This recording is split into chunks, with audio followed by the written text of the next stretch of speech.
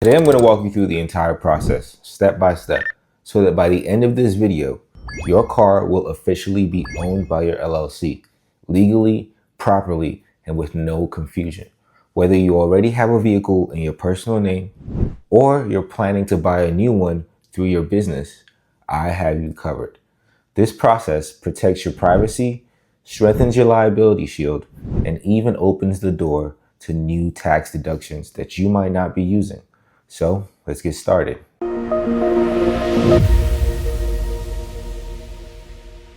Before we dive in, you need to know which path you're taking. So there's option one. You already own a car personally and you want to transfer it into your LLC name.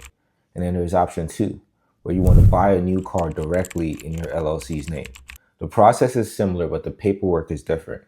If you already have the vehicle, you're transferring the ownership from you to your LLC.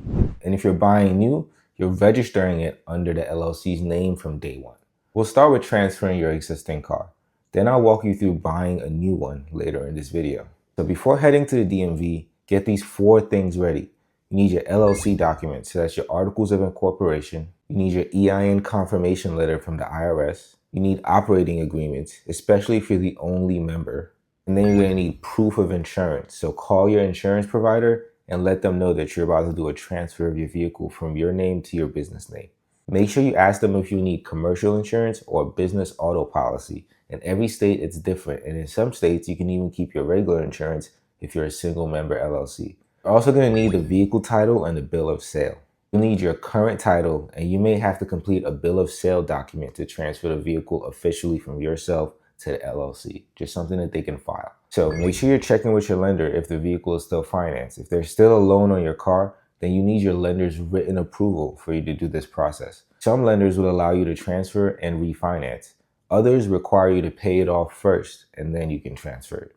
If your lender is asking you to pay off the entire loan first, all you have to do is transfer your loan from that lender to a different lender that will allow you to do this process. Once you have these 4 things ready, you can begin the transfer. So let's walk through this together. Step 1 is you create a bill of sale. Even though you're selling your car to your own company, you still need legal record of the transaction. So write up a simple bill of sale that says something like this, basically just documenting that you are selling your car to your business. I recommend you do it for $1 so you can save on the taxes on that sale. And then you just sign and date it. Now, step 2 is to gather your documents. So you want to bring the bill of sale, the original title, your LLC's Articles of Organization, and your EIN confirmation letter, and a proof of your insurance under your business name. Now, step 3 is to visit your local DMV. Wherever you live, just go to your state's Department of Motor Vehicles. Tell them that you're transferring your vehicle from your personal ownership into your business ownership. Fill out the title transfer form, and it's usually labeled application for new title. In the buyer section, you write your LLC's name exactly as it appears on your formation documents. Now, step 4 is to go ahead and pay the fee. So most states it's going to be like $20 to $50 for the title transfer. If you're getting new plates or a new registration, you can expect to pay a little bit more than that. Ask if the state requires notarization. For some states like Florida, Pennsylvania, you need to get that document notarized. Now, step 5 is to wait for the new title. Once approved, you'll receive your new title in the mail with your LLC listed as the official owner of your vehicle. Keep this in a safe space. It's your proof of ownership. Now, step 6 is to update your insurance. Call your insurer again and confirm that the policy is now in the LLC's name. If you use the car for deliveries, client meetings, or transportation, then ask about commercial policies, because then you can get that stuff covered too. If you're a solo entrepreneur, some insurers will let you keep your personal policy with business use noted on there. Step 7 is to update your business's records. Add the vehicle to your LLC's balance sheet and asset statement. Include the purchase amount, even if it was for $1, and add any outstanding loan amounts on there as well. That's liability. That way, your accountant can record depreciation and mileage deductions correctly. At this point, your vehicle is officially owned by your LLC. You've transferred the title, the updated insurance, and recorded the asset, meaning your personal liability is now completely separated from that vehicle. Now let's talk about buying a new vehicle in your LLC's name. If you're buying a car directly through your business, here's how to do it correctly. So step 1 is to make sure your LLC is ready. So your business needs to have an EIN, a business bank account, an operating agreement, and proof that your LLC is in good standing. You can print this out directly from the state website. Your second step is to secure financing. So you want to contact lenders that offer business auto loans, such as Bank of America. They have a Business Advantage Auto program. You can also check out PNC Bank's commercial auto program. And then there's obviously LI Bank. They do the best job when it comes to commercial auto lending. If your LLC is brand new, you might need to personally guarantee the first loan, but that's because you have a brand new LLC. But as you build your business credit, you'll qualify for no personal guarantee financing later on. Now, step 3 is to buy and register the vehicle at the dealership. Let them know that you're purchasing this under your LLC. There's a whole different process. So now you'll be signing as the authorized representative of the business and not as an individual.